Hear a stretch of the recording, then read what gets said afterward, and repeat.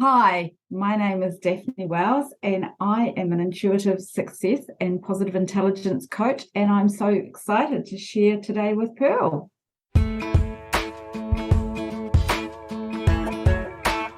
Hey, everybody, welcome back. You are in with Pearl at Women's Successful Living, and we are here with another Conversations with Pearl. And I'm so excited today because all the way across the country from me here in Tampa, Florida, I have an amazing guest. Her name is Daphne Wells. She helps midlife women feel safe, solid, and secure to share their magic with the world and make more money with ease and flow. As your purpose and spiritual confidence alchemist, Daphne delivers insanely powerful insights that give you radical permission to show up within your power and fulfill your purpose in the world. Through her life-changing coaching, inner circles, energy readings, and forecasts, as well as her book, Decide, Choose Your Own Path, she's here to shake up your approach to business and life. When she's not inspiring women around the globe to make more money in record time, you can find her creating magic with fabric and threads, getting her hands dirty, growing what she likes to eat, as well as frolicking in the waves. And I'm so excited. Welcome, Daphne, to the show today. Thank you for having me, Pearl. I'm excited to be here. Frolicking in the waves. I think you should be in Florida because we're right near, I'm not too far from the beach. So I love that. And then and growing your own food, I think that's so powerful. I remember growing up with my granny, and my dad would be off in war for the Vietnam War. We used to go stay with my granny in upstate New York, and we would be out in the garden. Like she had gardens with everything you could think of, hive corn down to little tiny fruits and vegetables. And I remember one time she even grew these a big pumpkin patch, and I was like, Granny, you should send this pumpkin in for the Guinness Book of Records because it was so big, But it was I loved it, and we'd stop and we'd eat, and we would literally like sit in the side on the ground of grass and just like the peas, like popping them out of the pod and eating them. It was so much fun. We don't do that too much anymore. I love that. Oh, there's something magical about it, and frolicking in the waves. So I live about 3 minutes walk from the beach. Oh, gosh. So yeah. That's amazing. Well, I'm excited for Florida. No, I have to drive about a half hour for my beach, but eventually I love being at the beach. It's my happy place. I love the beach. And when we moved here to Florida from Virginia, my kids, I used to tell them we would go to the beach and they're like, get up in the morning. Are we going? I'm like, no. We don't leave till like 1 or 2 in the afternoon because I stay till the sunset because I love to watch the sunset. They're like, that's too long, Mom. I'm like, okay, see you later. Off I go. It's so much fun. Well, I'm excited to have you on today because I love everything self-care. And today that's what we're going to talk about is self-care and how you help women like find and that power within. I just love that. And so, but I want to know a little bit about you, Daphne. Tell us a little bit about you, how you grew up, and what brought you to do what you do today for women. That could be a long story, but let's make it a short, tight story. So I grew up small town, rural New Zealand, and amongst a town, quite limited in what was possible. And I could always see that more was possible and was always felt trapped and stifled by that.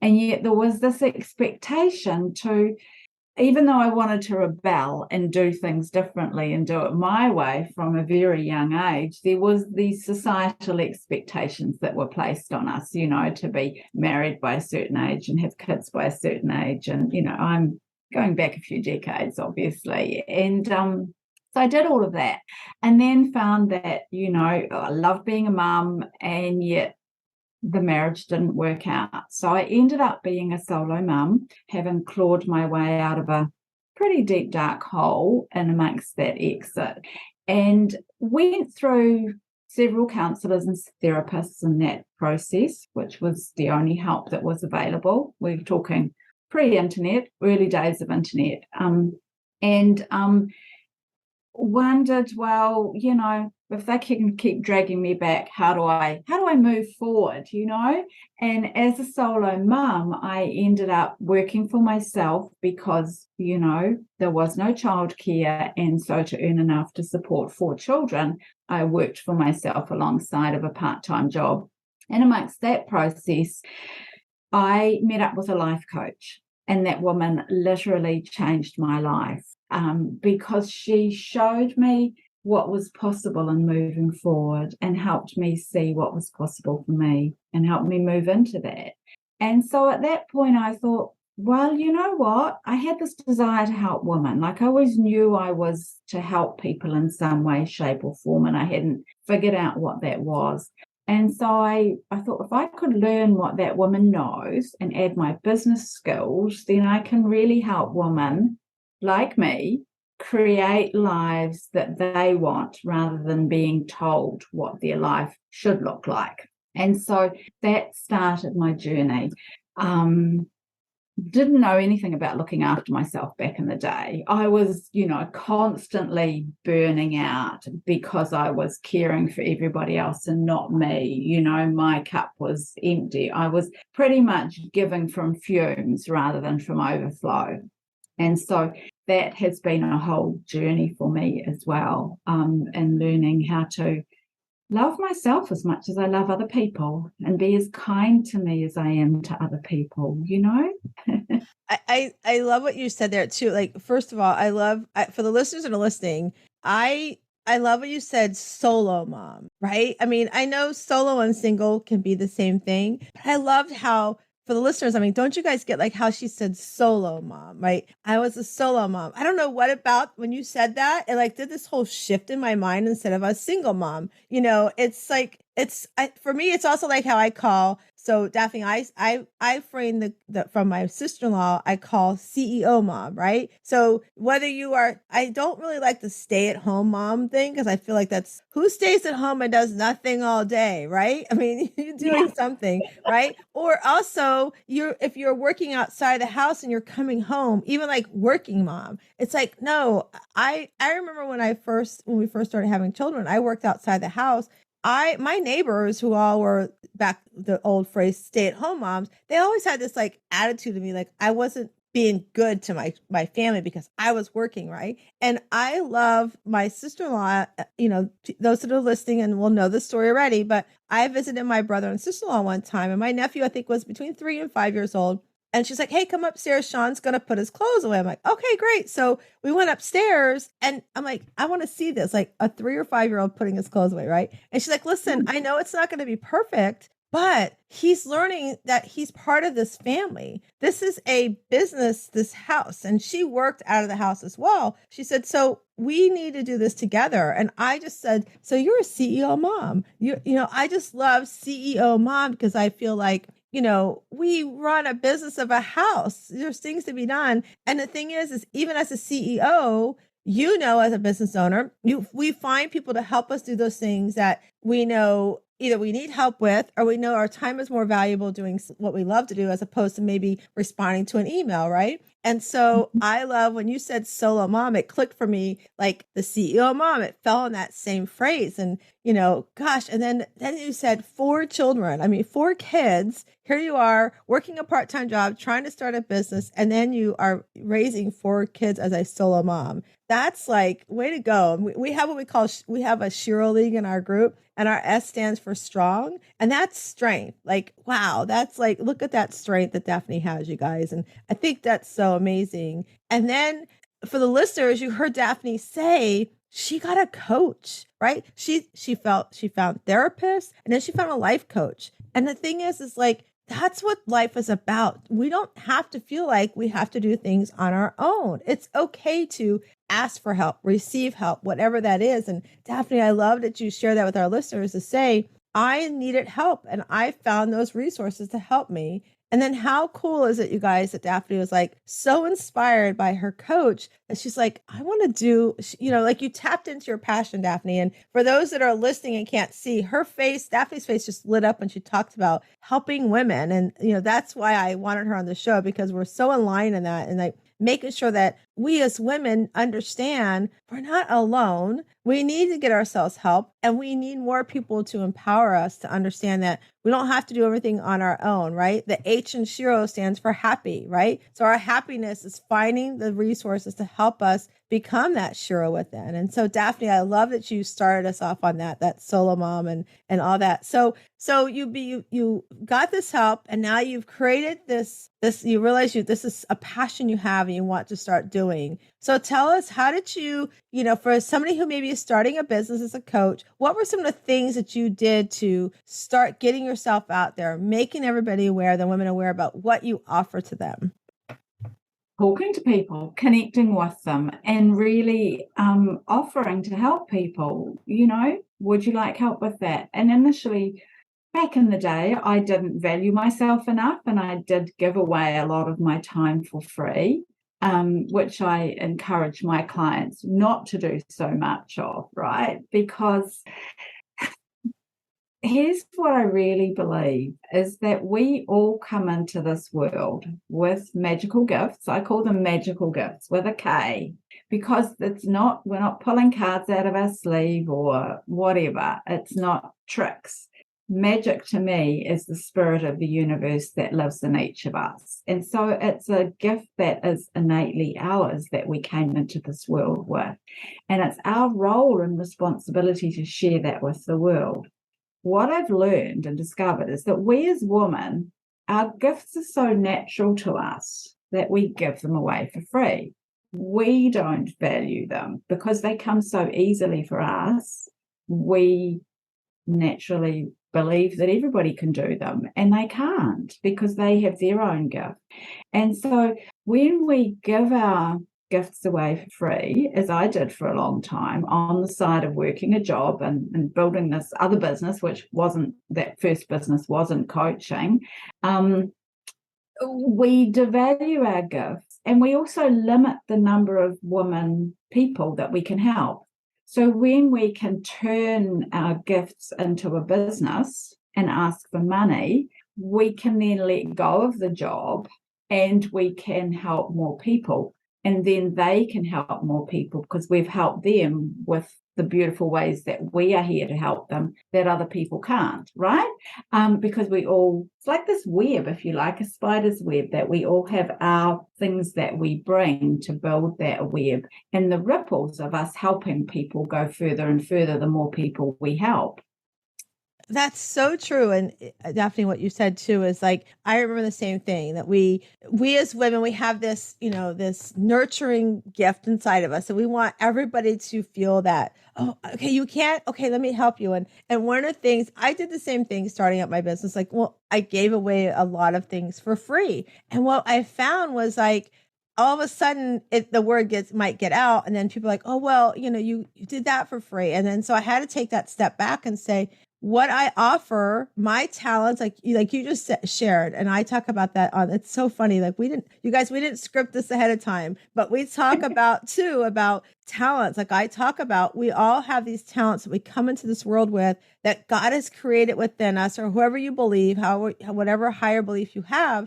And that when you don't do something with a talent, you cheat yourself, but then you're cheating me and others from your gift, that gift of finding our value, the gift of knowing our worth, right? And so I've learned that, not everybody can afford my services. I have a 4-month course. It's called the Shira Method. And that 4-month course is a really deep dive into who you are, what is your visions, what are your goals? And then I challenge you on it. You think you want to be this entrepreneur, or you think you want to be going after this goal, but why? And sometimes when we break it down, you're like, oh, I don't want to do that, right? And so that's a really deep dive course. And so some people can't afford that course. So then I share with them, it may not be for you for right now, and that's okay. Here's some other options, or here's some things you can do. Because the thing is that if we start giving away of ourselves, then we're cheating ourselves our worth. We're devaluing really what our worth is, right? And I love that you share that. And we have to know our worth. We have to understand what our worth is, so that when we do share our talents in the world, we aren't devaluing ourselves, that we are helping those to receive truly what their worth is as well, right? And I know for me, like I actually have my assistant was messaging with you. I know for me that my time is more valuable, not following up with somebody to say, hey, here's all the information you need to do for the podcast. I know that I can go coach somebody for that half-hour session and give them more value while my assistant is doing her talents of following up for me, right? So tapping into our talents and those around us is so, so powerful. So Daphne, tell us how old are your kids? We're talking about you were a solo mom. How old are your kids? So they're all in their 30s now. They are all well and truly adults. And you talked about your sister-in-law having her young son put his clothes away. So, that was very much my ethos as a mom too, right through, was my role in this is to bring these children up. And I needed that in amongst a marriage that wasn't great. And there were some years where I wanted to leave and couldn't, because with 4 children, you need to make it possible financially. You need to be able to do it. And so while I was working towards that, I remember consciously developing what was my purpose in being mother? What was my end goal, my vision for my children, And it was for them all to be independent adults, able to function responsibly in the world and treat other people well. I don't care if they clean streets or toilets, or they were a professor or a CEO. What they did was irrelevant. It was how they showed up, and that they all could do everything that was required to run a house, irrespective of whether they were boys or girls. Because again, I grew up where, as the oldest daughter, I was the Cinderella child. I was the one that did all the chores. I get that. And there's no way my children were being brought up like that, right? Yeah, I totally get that. Like, because my dad wasn't, he was in the service. My mom worked as well, so I helped, and my younger sister did some stuff, and my brother as they were able to. But yeah, you're right. Like the oldest, I always laugh, we were the example. We had to set the example, and that kind of like, I love how you call it the Cinderella daughter. I love that. And I love too, that's the same thing. So I have 2 boys. My oldest son is forever 25 and my youngest is 23. And that was a really important thing for me as well, is to make sure they had their independence. Yeah. I feel it's so important. And it's funny because I always tell them, when you get married, as something as simple as cleaning a toilet, I want you to know how to do. It's not a woman's job, right? And I love that you said it doesn't matter what they go do, as long as they know that there's essential things you need to do for yourself to be independent. And I love that you did that. So it's so powerful. So tell us, Daphne, about your coaching. Like when a client comes to you, what are some of the approaches you take? How do you help them find that power within and do that rising that they have inside of them? One of the first things I find I do with clients the last few years is their numerology reading. So numerology is based on your date of birth. It is the gifts and skills that you come into this world with. And so when I calculate that and then intuitively read the calculations for you, for women, it's like you feel like you've come home into your body, like you've realized and acknowledged who you are. And I know the power of that. I remember the power of that for me years ago, before I learned numerology. When I had my numerology read, it was like, oh, all of those things that were put down in me as a child are actually my gifts. And I could then stand in them and say to myself, it doesn't matter what anyone else says. I was born to do this and no one can stop me now. It's like that coming home into yourself. So that becomes a really good place to start. And then it's a matter of, well, where do they need to go after that? And there are different ways that I take women depending on where they're at.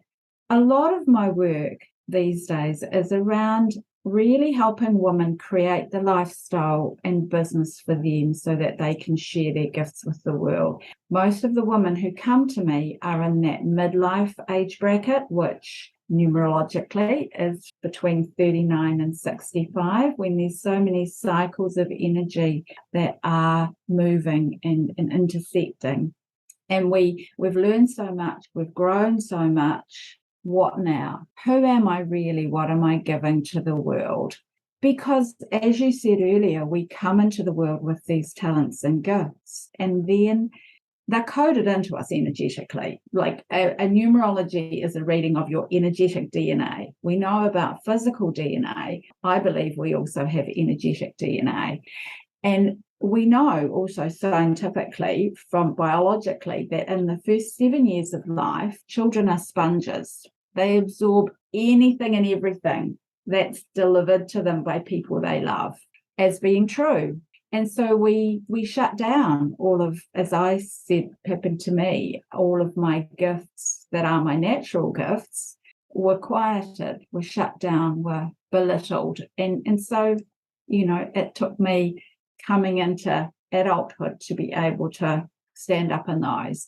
And so that's a lot of the work that I do. And then around that too is building that confidence and self-trust. And that for me starts with trusting yourself as a huge part of self-care. And that starts with keeping your promises to yourself. Each time you keep a promise to yourself, each time you do what you say you're going to do, you put another stone on your stone stack of confidence, of trust, and confidence go hand in hand. As you build your self-trust, you build your confidence. And so using that energy, the energy of your numerology and your DNA, and bringing in there what you love to do, the skills that you've acquired and learned, where your passions are, who you want to help. I help women create a business and a lifestyle that allows them to share their gifts and fits with what they want to do in their life, because we don't belong in the boxes that we've been put in, or the systems that a lot of programs will teach us. This is how you build a business, you do X, Y, and Z and all the rest.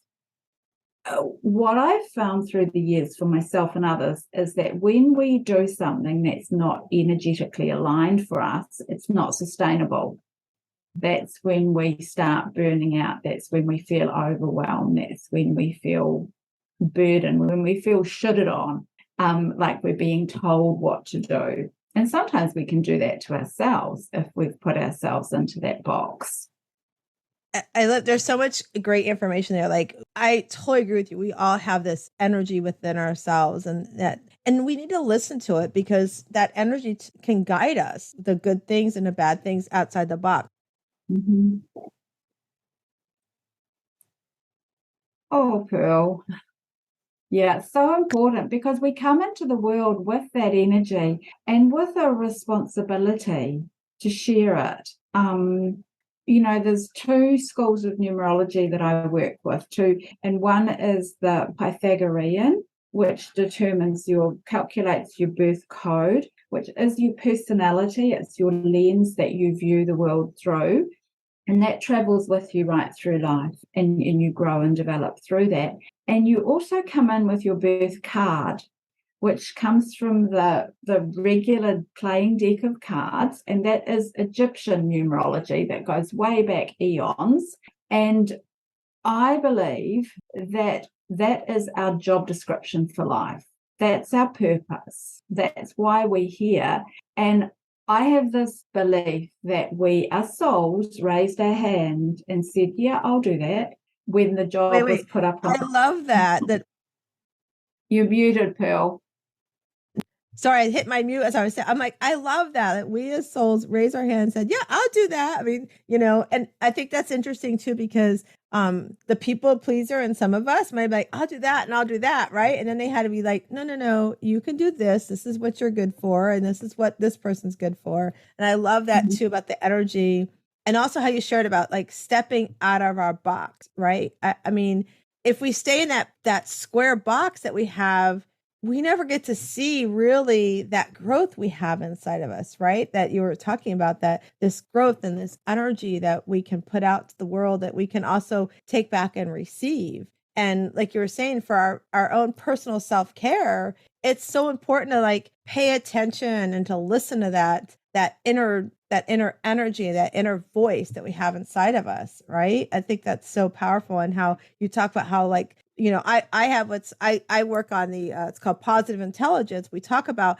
those things that if you're a people pleaser, you're a stickler, you're a risk taker, all those things, as you listen to it as well, it's also the energy, like paying attention to the energy that you're putting out there. And if you're putting out that you're a people pleaser, like I was, then people are going to expect you to say yes to everything they ask you to do. Right. And so to sit back and listen to that energy and be like, that doesn't align with me anymore. I don't think I want to do that. Or I didn't raise my hand when God put me on this earth to do that. So I don't want to do that. Right. I just love how you painted that picture for us. That is such a great picture you painted. So important. I work with positive intelligence as well. And when I work with clients, as we build this sandbox, I like to call it, rather than a box, like you're building your own, and it becomes your playground to play with your energy in and to be you and to grow and expand. It's not a box that somebody else has put you in. You're creating it. And as long as everything you do is aligned with who you are, so aligned with your energy, aligned with your values, aligned with all, with what you want to do, your dreams and your vision, then you can play in that sandbox and keep pushing, keep expanding the boundaries of what's possible for you.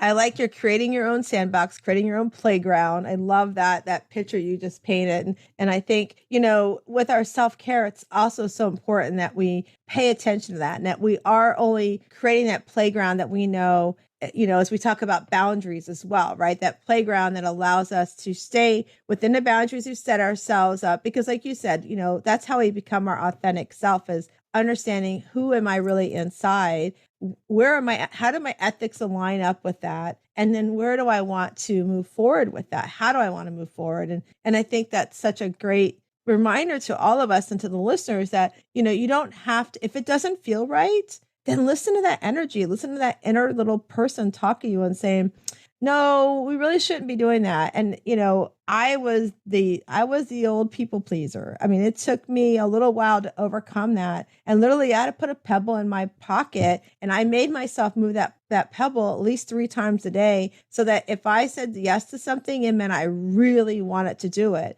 And then I made myself be excited about saying no, because we say yes so excitedly. Oh yeah, I'll do that for you. But when we go to say no, we're like, oh, I'm so sorry, I don't want to do that. I can't do that. No, it's like, you know what, Daphne, I think that's such a great idea that you're doing, and I'm so honored you're asking me. Right now, it's just not something that I could see myself being able to help you with. And so, and then maybe it's something that you really want to do, but it's not in your schedule for you. Then I always, usually around October, I start looking at my goals for the first half of the year. And I might say, hey, come back to me October this year and let's chat. Maybe it'll be a great fit for me next time you're doing it, And so the other part of that is I had to open my mind to be like, I'm saying no, but I could be opening the door for Daphne to say yes. Maybe she's been sitting over here going, I really want to do that. I wish they would ask me. And now because Pearl said no, they asked Daphne and she's like, yeah, let's go for it, And so I had to paint that picture in my head that that's what I was doing. That I wasn't just saying no.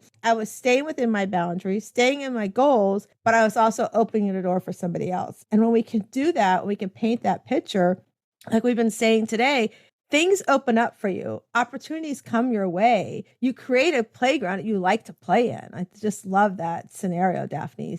I love that. I love it. You open the door for somebody else when you say no. What you also do when you say no to the good, you allow room for the great to come to you.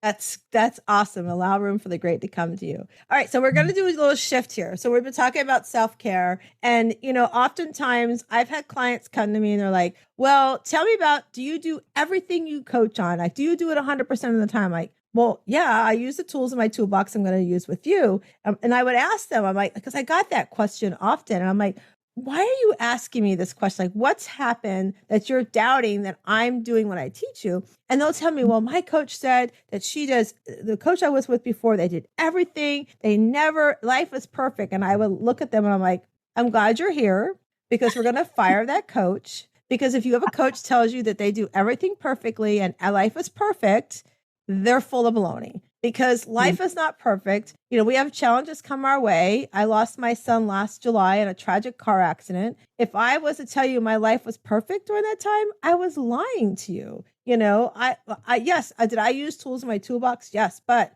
did I have days I didn't want to get out of bed? Absolutely. Did I have days I cried all day? Absolutely.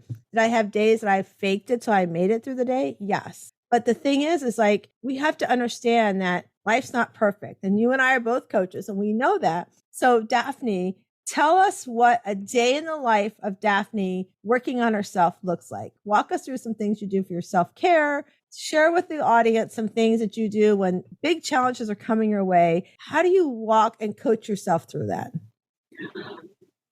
I start most of my days. I'm not going to say all of them, because if I'm honest, this morning I didn't. I had one of those mornings where I woke up and knew that I just needed to stay in bed and be with myself. Most mornings I get up and I go to the beach, and I go for a walk, and that is my spiritual connection time as well as my physical exercise. And it's a really important time for me. And the beach for me has been incredibly healing over the past, decade or more that I've been living by it. I've been, like you, through some traumatic things. Thankfully, have not lost one of my children, have lost other people, and other things have gone massively haywire in my life. And that has been one of my places of healing and connection with spirit. I find that it's the easiest place for me to connect is to do that while I'm walking, and especially at the beach because there's hardly anyone else there. And then I generally come home and do some exercises. I learned years ago that I needed to do weights in a particular way to heal things in my body, and that's become a part of my workout. I've added core into it. I now do a short yoga practice from an app. Because I'm not the kind of person who's going to get in my car and go to a yoga class. That's not me. Then I feel like I can start my day. As I mentioned earlier, I also do positive intelligence. So that is something that scatters through my day as well, working on my mental fitness. It's really important for me, for my well-being and my self-care. So that's how I kind of set my days up energetically. And then through the day, I have gotten into the practice over the years. And I used to be the mum who would, eat at the bench because I'd been so busy preparing for children, have my cup of coffee on the run. I'd leave it somewhere and it would get cold. Part of my self-care has become actually making the space to go and sit in the sun outside for 5 minutes to have my coffee, to take my lunch out into the sun, to do those kind of things that actually make, and again, I don't do it every day, right? I'm not perfect. One other really key thing that I have done the last few years is always make sure I have fresh flowers from my garden on my desk. And that's for me it's the practice of going outside and picking them. What am I going to pick? Bringing them in, putting them on my desk, rather than putting them in the lounge room or the dining room.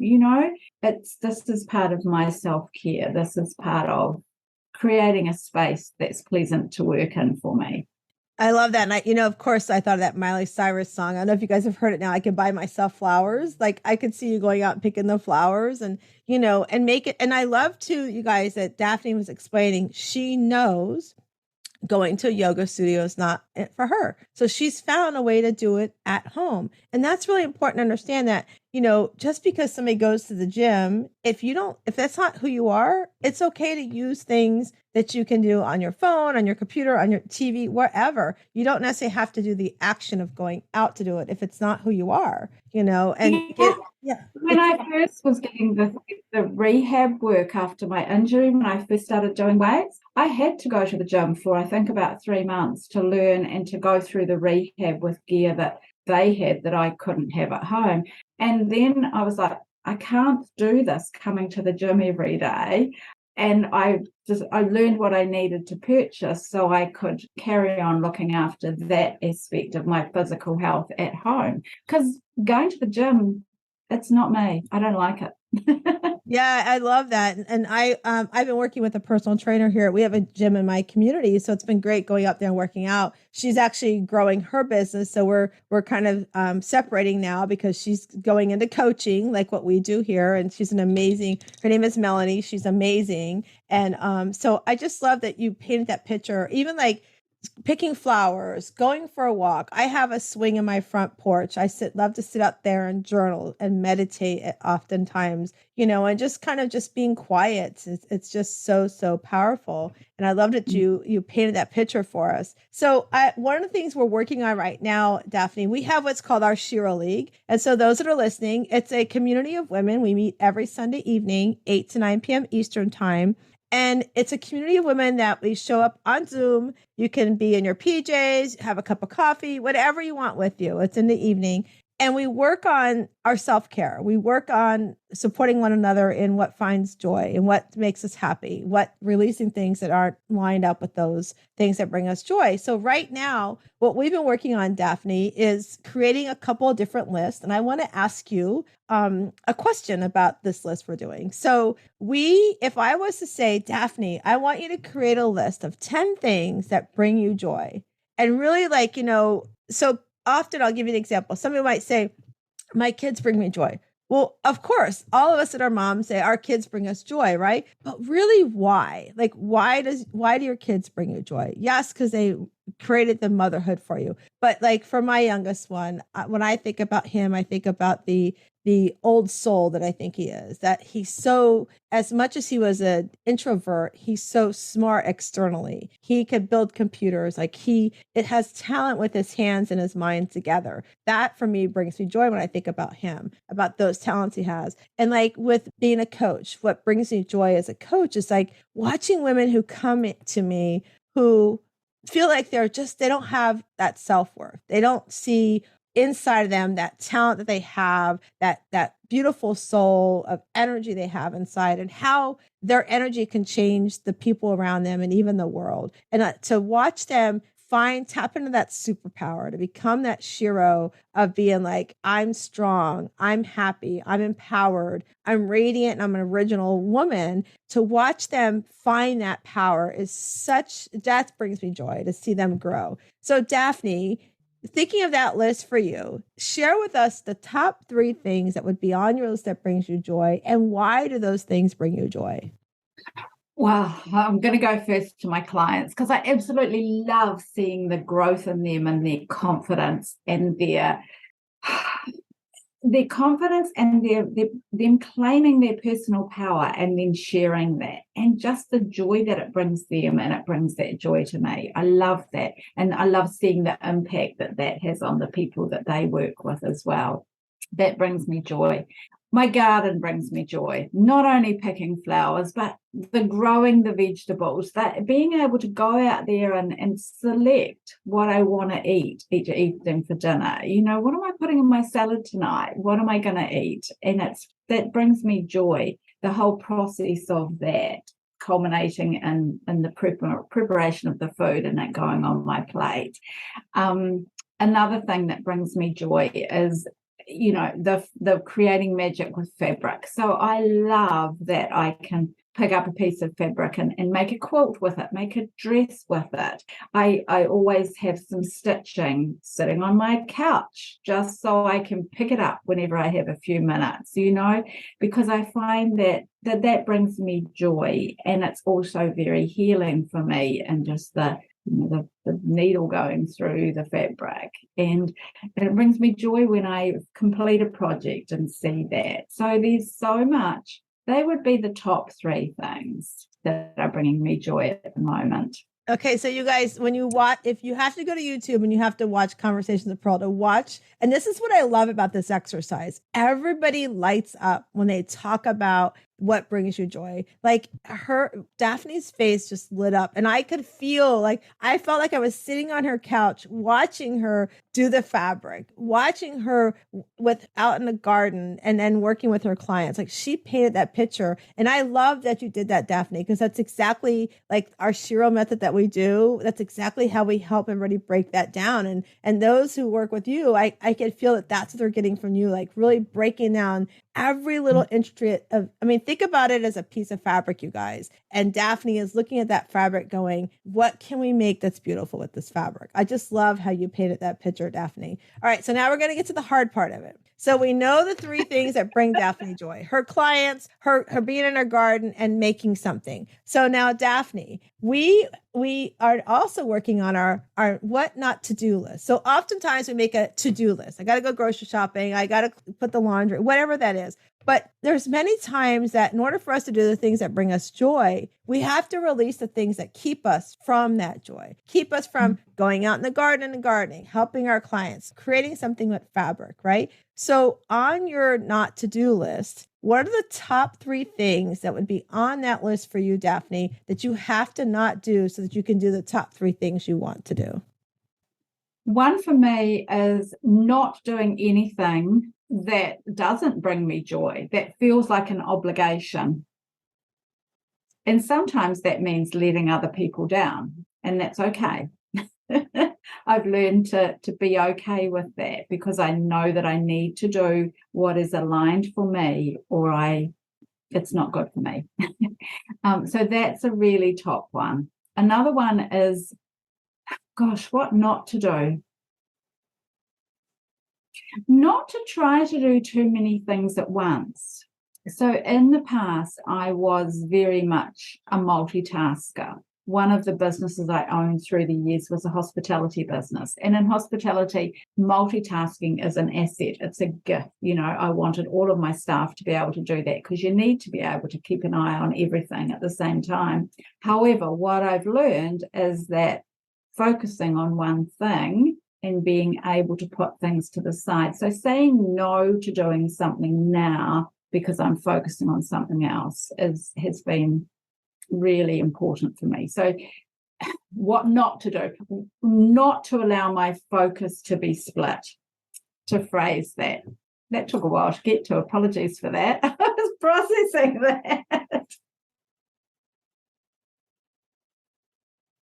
These are tough ones. Like, imagine if I had you do 10, right? See, these are tough. Right? Would you agree, Daphne? Like, when we think about it, we do so much so easily. Like, yeah, I want to go do this, and this. But when we think about the things we have to not do so that we can do those things we love to do, it can be hard, because sometimes we naturally just do things that we shouldn't be doing. You know, like, even like I love the example you gave about letting people down, that we might let people down. It goes back to the saying no, right? Because we feel like that guilt of, I'm going to let them down. They're not going to like me. You know, they're going to think I'm selfish. You know, that's so important to understand that that's just our feelings. And that's a perception that we're putting out there, right? I mean, if we honestly feel like it's not lined up, or if we honestly say, I can't multitask because it takes me away from doing the things I love to do, that's okay. Because now you've created those boundaries around the things that bring you joy, to say, I'm not going to let you come into my playground right now because I'm on my own, right? That this, me, myself, and I are enjoying the playground here right now. So you can't come in at the moment, right? So yeah. That's so important. It's hard. It's not easy, you guys, to come up with that not to do list. It's not, but it's really important to know your not to do list so that you can do the things that bring you joy. So I'm wondering, the third one for me probably would be not labeling myself as being who I used to be. That's powerful.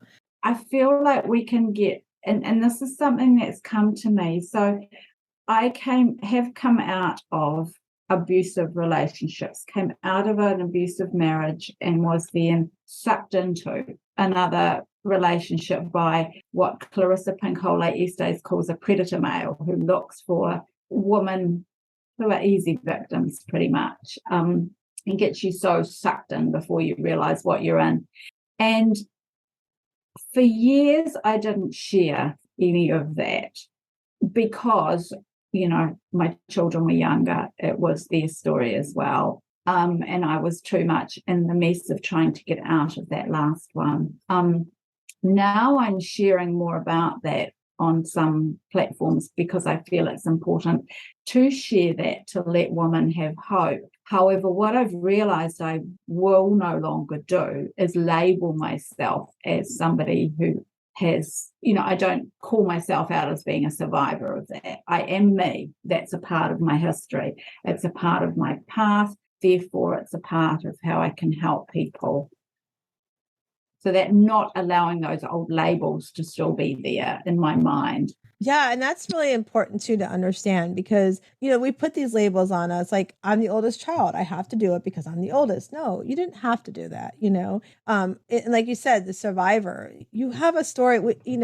I tell everybody that I work with, especially somebody who's come through something really powerful in their lives, like what you're saying, domestic violence, or, for me, loss of a child. Like that's some heavy experiences we've gone through that can definitely empower somebody else. So how do you pay that forward? Like, we have a book we're doing right now. It's called Beyond Skin Deep, and it's stories of intercultural adoptions. And so for us, our oldest was, mixed race, and he was adopted in an all white family. So sharing that story in our journey is so powerful, that we take our experiences and we find a way to pay it forward. Because as we were talking earlier, our talents, our gifts, our magic is in us, and it's our job to pay it forward so we can help others as they approach the same journey that we've walked. It's never going to be alike. It's not going to be identical, but it's going to be a journey that if I can share my story, they can be like, oh, Pearl talked about this in her story. I'm going to watch for this when it shows up for me. Or, oh, Daphne talked about her experience as a domestic violence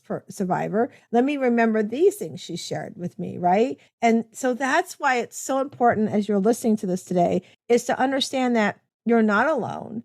Somebody has walked a journey similar to yours, and it's okay to ask for help. It's okay to share your story as you survive and pull through this. And it's like we say often, it's okay to get that help. Like coaches, both, you've heard Daphne and I both share today, we're both coaches, and we've gotten help for things that we have come up that we know, hey, I can't do this on my own. I need some help here. And so it's so important that we remember that. And we're coming up on our time ending here soon. So one of the things, Daphne, I want to know is what's coming up for Daphne? What's around the corner? What's around the bend? What are some of the things that you're going to be doing with your clients?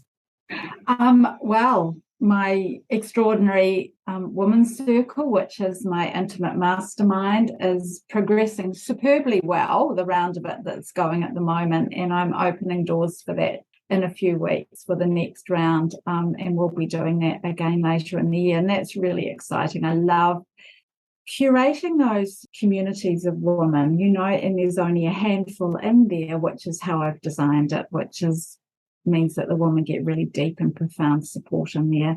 The other thing that's coming around the corner is that I'm collaborating with 3 other numerologists, and we're writing a book about numerology to make the information and the understanding energy and understanding the energy of numerology more accessible for everybody. We want to make it mainstream because it's such an important part of our lives. And so that's a hugely exciting project that we're working on. I love that. It's going to be really great. So we'll make sure when you get that book out, we'll have you come back on and talk about the book as well. Okay. That would be awesome. I love when collaborative books come together. There's so much great information, especially when great minds come together, right? So I know that we're going to share the links when we drop the podcast and everything, but what's the best way for somebody to reach out to you that's listening to us today? That's like, I want to call Daphne and ask her some questions. It could be anything from your coaching to the garden or just enjoying the waves. So tell us how the best way to get a hold of you is. Just anything. Well, my website is daphnewells.com. You can track me down through there, or I'm on Facebook, LinkedIn, Instagram. You can get a free gift at giftfromdaphne.com. And if you want to book a call with me to ask me any of those questions, you can do that at speakwithdaphne.com.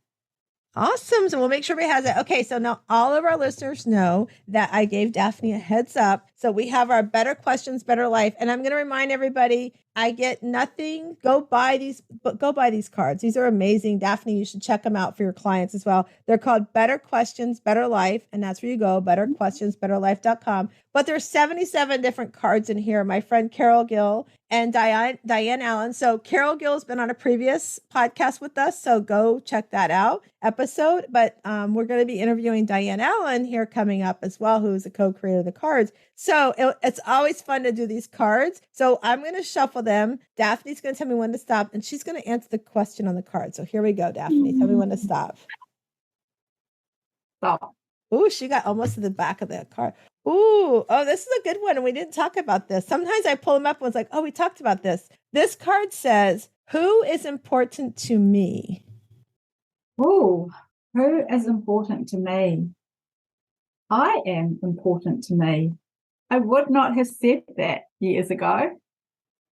I am the most important person in my life. I don't say that selfishly. I say that when I look after myself, I can help more people. And that's what I'm here in this lifetime for. Yeah, I would have answered the question the same way. And interesting how you did share that. We would maybe be, our old selves might not have said that before. Like if we don't understand, and the listeners that are listening, if you wouldn't have answered that question right away with you are important to you, then you definitely need to talk to us because you are amazing and you're awesome. And just like my wall says, right behind us, that self-love is so important. And I love, Daphne, that you recognize that your old self might not have said that because, it takes a lot of work to work on ourselves to realize how important we are because, like we were saying earlier, we have grown up, my mom, my granny, it was like the family came first. And then for us to come first, we were always the mom, the person leading the home was always last. And now we have to recognize that to do all those things, like we talk about here, to put ourselves first, we have to put our cape on. We have to fill our cup first. Because if we don't, then we can't do the things we love. We can't take care of those we love the way we want to, right? Mm. And the more women who can learn that without going through all the successive burnouts that I did, and the trauma and things that we have gone through, you and I, to learn that, the better. I totally agree with you. This has been so much fun, Daphne. I love having you on today. I love all the conversation we had, the self-care, all the pictures you've painted about being in your garden and the fabric. It's just been such an honor and blessing to have you here today. I want to thank you so much for coming on the show today. And as we close out the show, I want to remind everybody that if you are looking to have a community of women that can uplift you, help you with your joy, help you set boundaries, help you find the opportunity to put yourself first, I want to invite you to come to the Shiro League. You can come on Sunday nights, 8 to 9 p.m. Eastern time. All you have to do is email me, pearl@wsliving.com. That's pearl@wsliving.com. And you can type in Shiro and you can join us. But if you want to know where you are on your self-care, the easy way to do is take our test. It's called pearlsurvey.com. That's pearlsurvey.com. Go see how you show up on your self-care and see how you rate, and let's talk.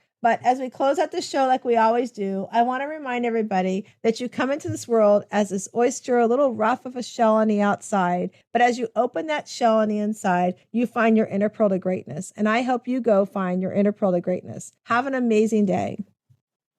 Hey, this is Pearl, and I am coming on today because you've been listening to me for a little while, but I wanted to really explain to you what a Shiro is. You hear me talk about on the radio show and the podcast often about what is a Shiro. And what I want you to know is a Shiro is you. You are listening today and you are a Shiro. But what do I mean you're a Shiro? So a Shiro is somebody who is strong. You have so much strength, and maybe you don't know it. Maybe you're not seeing it inside yourself, and you need help tapping into that. And that's what I love to help women do, is to find your strength within and help you pour it out of yourself, help you become the strong person you are. And H stands for happy. We all want to be happy, but sometimes finding the roadmap to happiness isn't easy. And so sometimes we have to help make that deep dive into answering heartful, soulful questions about what does it really mean to be happy? What brings me joy? What do I need to say no to so that I can become the person I want to be and the strong person I want to be that's also happy? And then empowered. You are empowered just by listening to this podcast that we do or the radio show to be the person that you are meant to be. That person inside, that little girl that's inside, just waiting to come out. We want to empower you through our Shiro method to become that strong, happy, empowered person that you are. But it's not an easy step. So, we have to cut through the fluff and the excuses and the drama and the mess so that we can make that progress. Because as we start making the progress, then what happens is you start seeing the radiant you.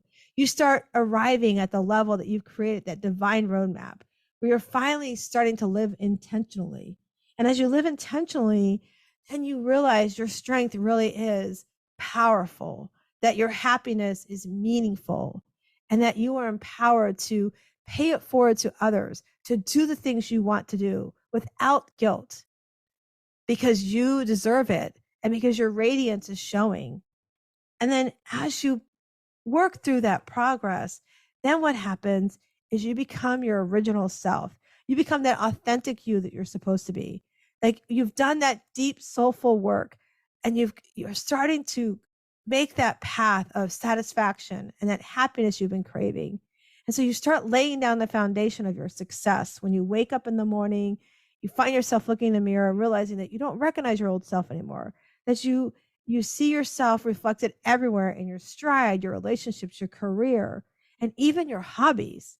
So as you align your outward trajectory with that inward path, you start gaining that clarity and that confidence and courage to focus and follow your internal direction. So really, that's what a Shiro is.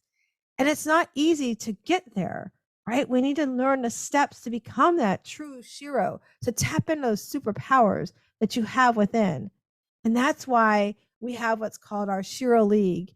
And if you want to join a community of women that are working on exactly these things that we're talking about, that are becoming strong, that are happy, that are empowered, that are radiant and original, that want to tap into things that bring them joy and say no to the things that don't let them enjoy the things that they want to do.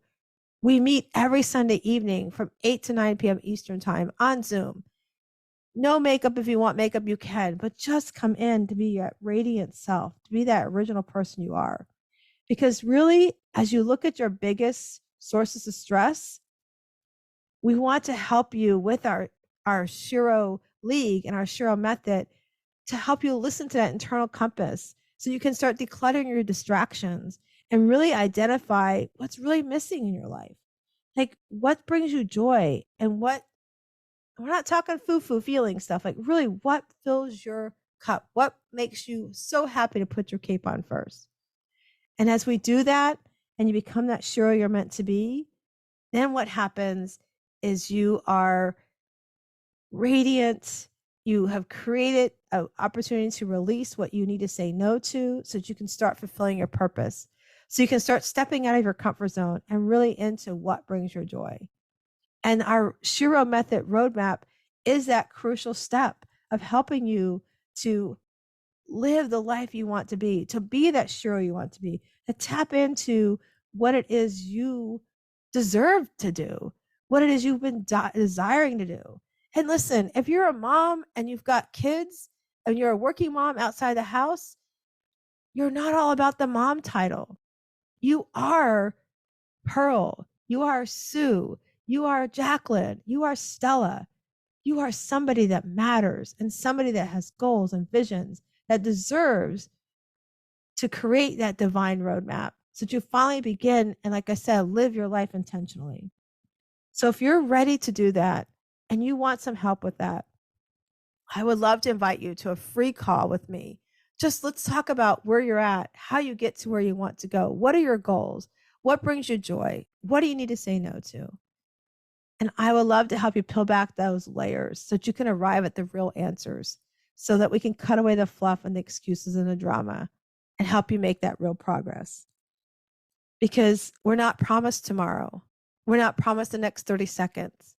And if you are here and you're listening, then you know that we are about putting ourselves first. We're about putting that cape on first. We're about finding your true, authentic self and learning how to overcome people pleasing and start tapping into your superpowers. Because as you tap into your superpowers, you then can take care of those you love, the things you love to do, even better than what you're doing today. Because when you put yourself first, you can become the Shira that you're meant to be. And your superpowers will help even take care of your family and your loved ones to a much bigger success than you're already doing. So if you're ready to tap into your superpowers and ready to find out how to become your true Shiro, I want you to email me, Shiro at pearl@wsliving.com. That's Shiro at pearl@wsliving.com. And I would love to help you become the Shiro of your life.